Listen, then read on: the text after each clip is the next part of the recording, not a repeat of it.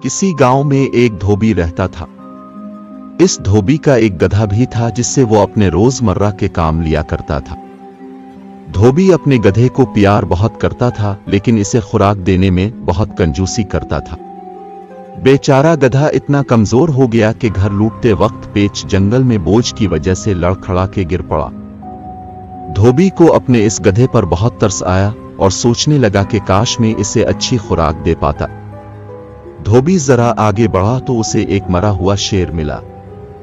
धोबी को अचानक ख्याल आया और उसने शेर की खाल को गधे पर लाद कर घर ले आया। शेर की खाल को धोबी ने अपने गधे को पहना दी और उसका भेष बदल दिया।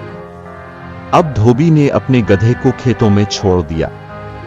किसानों ने शेर को देखा तो खौफ से भाग गए और गधा बेखूफी से चरता रहा। सुबह हुई, धोबी इस गधे को घर ले आया।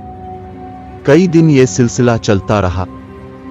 गधा अब मोटा हो गया था। वहां किसान फसलों के नुकसान को देखकर परेशान थे। उन्होंने छपकर अनोखे शेर को देखा जो गोश्त खाने के बजाय घास खाता था।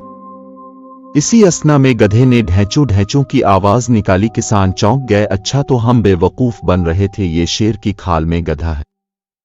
तमाम किसानों ने मिलकर गधे को पकड़कर बहुत मारा और उसका काम तमाम कर दिया। धोबी रोज की तरह सुबह अपने गधे को लेने सुबह आया तो अपने गधे को मरा हुआ देखकर धक से रह गया और सोचने लगा, काश मैं ऐसा ना करता तो आज मेरा गधा ना मरता और वो मेरे पास होता। धोबी अफसोस से हाथ मिलता रहा और चुप साधे रहा। और कर भी क्या सकता था? अगर वो किसानों से कुछ कहता तो किसान गधे की तरह इस धोबी को भी बहुत मारते। अगर आप इस किस्म की एनिमेटेड वीडियो देखना चाहते हैं तो बराकरम हमारे चैनल को लाइक और सब्सक्राइब करें।